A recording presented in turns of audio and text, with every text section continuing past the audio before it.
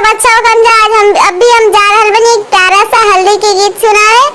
अगर वो सब हमारा चैनल पर आया हमने तो हमारे चैनल की सब्सक्राइब कर देंगे और वो सब के हमारा चैनल पर ही प्यारा प्यारा गीत सुनने की मिली तो प्लीज हमारा चैनल पर वो सब बनल रह जाए, हमारे वीडियो को शेयर करते रह जाए और वीडियो पर कमेंट भी करके बताएंगे और वो सब के हमारे गीत कैसा लगता है।